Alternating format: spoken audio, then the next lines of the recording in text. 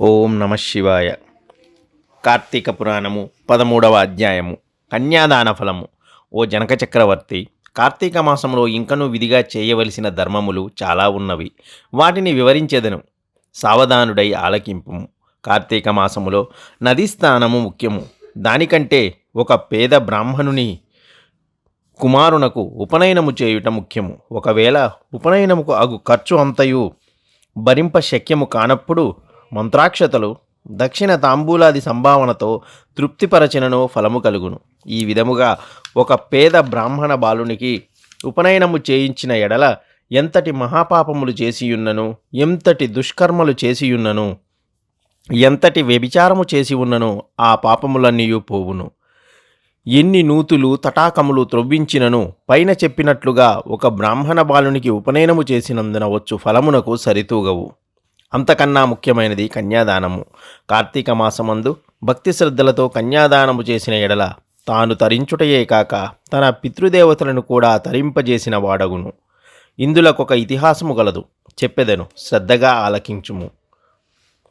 ద్వాపరయుగములో వంగదేశములో గొప్ప పరాక్రమవంతుడు శూరుడు అయిన సువీరుడను రాజుండెను. అతనికి రూపవతియగు భార్య కలదు. ఒకసారి సువీరుడు శత్రురాజులచే ఓడించబడిన వాడయి భార్యతో అరణ్యమునకు పారిపోయి ధనహీనుడయి నర్మదా నది తీరమునందొక పర్ణశాలను నిర్మించుకొని కందమూల ఫలాదులను భక్షించుచు కాలము గడుపుచుండెను. కొన్ని రోజులకతనికి భార్య ఒక బాలికను కనెను. ఆ బిడ్డను అతిగారముగా పెంచుచుండిరి. క్షత్రియ వంశమందు జన్మించిన ఆ బాలికకు ఆహారాది సదుపాయములు సరిగా లేనప్పటికీ శుక్లపక్ష చంద్రుని వోలే దినదినాభివృద్ధి చెందుతూ అతిగారావముతో పెరుగుచుండెను. ఆమె చూచువారులకు కనులంపుగా ముద్దులకు మాటలతో చాలా ముచ్చటగా నుండెను. దినములు గడిచిన కొలది బాలికకు నిండు యవ్వన దశ వచ్చెను. ఒక దినము వామప్రస్థుని కుమారుడ ఆమె అందచందాలకు వశవరుడై ఆ బాలికను తనకిచ్చి పెండ్లి చేయమని ఆ రాజును కోరెను. అందులకా రాజు, ఓ మునిపుత్ర, ప్రస్తుతము నేను కడు బీదస్థితిలో ఉన్నాను. అష్ట దరిద్రములు అనుభవించుచున్నాను. మా కష్టములు తొలగుటకుగాను నాకు కొంత ధనమిచ్చిన ఎడల నా కుమార్తెనిచ్చి పెండ్లి చేతునని చెప్పగా తన చేతిలో రాగి పైసా అయినను లేకపోవుటచే బాలికపైనున్న మక్కువతో ఆ మునికుమారుడు నర్మదా తీరమున కుబేరుని గూర్చి ఘోర తపమాపరించి కుబేరుని మెప్పించి ధనపాత్ర సంపాదించెను. రాజు ఆ ధనపాత్రను పుచ్చుకొని సంతోషించి తన కుమార్తెను మునికుమారునికిచ్చి పెండ్లి చేసి నూతన దంపతులనిద్దరినీ అత్తారింటికి పంపెను. అటుల మునికుమారుడు భార్యను వెంట పెట్టుకొని వెళ్ళి తల్లిదండ్రులను నమస్కరించి అంతమందకు జరిగిన వృత్తాంతమంతయు చెప్పి భార్యతో సుఖమనుభవించుచుండెను. సువీరుడు మునికుమారుడికిచ్చిన ధనపాత్రను తీసుకుని స్వేచ్ఛగా ఖర్చు పెడుచు భార్యతో సుఖముగా ఉండెను. అటుల కొంతకాలము జరిగిన తరువాత ఆ రాజు భార్యామణి మరొక బాలికను కనెను. ఆ బిడ్డకు కూడా యుక్త వయస్సు రాగానే మరలా ఎవరికైనాను ధనమునకు అమ్ముకోవచ్చునన్న ఆశతో ఎదురుచూచుచుండెను. ఒకానొక సాధుపుంగవుడు తపతీ నదీ తీరము నుండి నర్మదా నది తీరమునకు స్నానార్థమై వచ్చుచు దారిలోనున్న సువీరుని కలుసుకొని, పోయి నీవెవ్వడవు? నీ ముఖవర్చస్సు చూడ రాజవంశమునకు జన్మించిన వాడయున్నావు. నీవి అరణ్యమందు భార్యాబిడ్డలతో వసించుటకు కారణమేమి అని ప్రశ్నించగా సువీరుడు, మహానుభావ, నేను వంగదేశమును నేలుచుండిని సువీరుడను రాజును. నా రాజ్యమును శత్రువులు ఆక్రమించుకుంటే భార్యా సమేతముగా నీ అడవిలో నివసించుచున్నాను. దరిద్రము కంటే కష్టమేమీ యునూ లేదు, పుత్రశోకము కంటే గొప్ప దుఃఖమూ లేదు, అటులనే భార్యా వియోగము కంటే గొప్ప సంతానము మరొకటి లేదు. అందుచే రాజ్యభ్రష్టుడినైనందున ఈ కారడవిలోనే సకుటుంబంగా బతుకుచున్నాను. నాకు 2 కుమార్తెలు. అందులో మొదటి కుమార్తెను ఒక మునిపుంగవునికిచ్చి వాని వద్ద కొంత ధనము పుచ్చుకుంటుని దానితోనే ఇంతకాలము కాలక్షేపము చేయుచున్నాను అని చెప్పగా, ఓ రాజా, నీవు ఎంతటి దరిద్రుడవైనను ధర్మసూక్ష్మము లాలోచింపక కన్యనమ్ముకుంటివి. కన్యా విక్రయము మహాపాతకములలో ఒకటి. కన్యను విక్రయించిన వారు అసిపత్రవన మను నరకమనుభవించుదురు.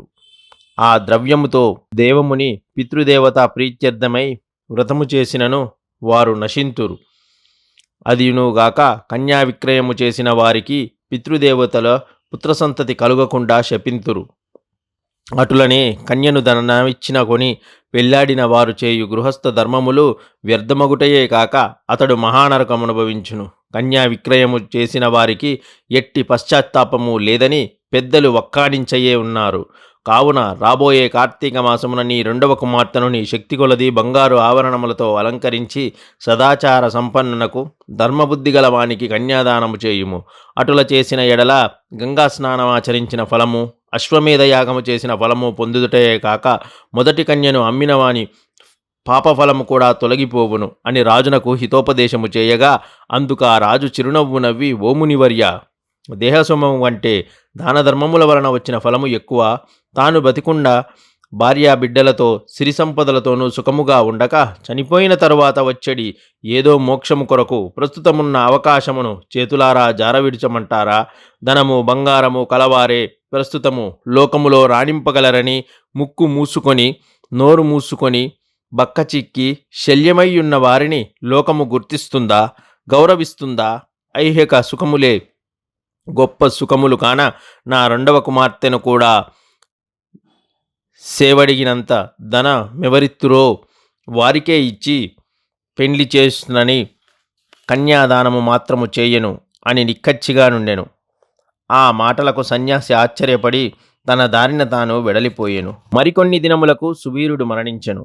వెంటనే యమభటులు వచ్చి వాణ్ణి తీసుకొని పోయి యమలోకంలో అసిపత్రవనమయ నరకభాగమున పడవేసి అనేక విధములుగా బాధించిరి. సువీరుని పూర్వీకుడైన శృతకీర్తి యమరాజు ధర్మయుక్తంగా ప్రజలను పాలించి ధర్మాత్ముడై మృతి చెందిన పిమ్మట స్వర్గమందు సర్వ సౌఖ్యములు అనుభవించుచుండెను. సువీరుడు చేసిన కన్యా విక్రయము వలన ఆ శృతకీర్తికి కూడా యమకింకరులు పాశములతో బంధించి స్వర్గము నుండి నరకమునకు తీసుకొని వచ్చిరి. అంతట శృతకీర్తి, నేనెరిగి ఉన్నంత వరకు ఇతరులకు ఉపకారము చేసి దానధర్మములు యజ్ఞ యాగాదులు ఆచరించానే కానీ నాకు ఈ దుర్గతి ఎలా కలిగెను అని మదనపడుతూ ఉండగా నిండు కొలువుదీరియున్న యమధర్మరాజు కడకేగి నమస్కరించి, ప్రభు, నీవు సర్వజ్ఞుడవు, ధర్మమూర్తివి, బుద్ధిశాలివి, ప్రాణికోటిని అంతయు సమంగా చూచుచుంటావు. నేనెప్పుడూ ఏ పాపము చేసి ఉండవాడను కాదు. నన్ను స్వర్గలోకము నుండి నరకమునకు తోడ్కొని వచ్చుటకు కారణమేమి తెలుపండు అని ప్రాధేయపడెను. అంతట ధర్మరాజు శృతకీర్తిని గాంచి, శృతకీర్తి, నీవు న్యాయమూర్తివి, ధర్మజ్ఞుడు. నీ వంశీయుడగు సువీరుడు తన జ్యేష్ఠపుత్రికను ధనము ఆశించి అమ్ముకొనెను. కన్యనమ్ముకున్న వారికి పూర్వీకులు అటుమూడు తరముల వారు ఇటుమూడు తరముల వారును వారెంతటి పుణ్యపురుషులైనను నరకం అనుభవించుటకే కాక నీచజన్మ లెత్తవలసియుండును.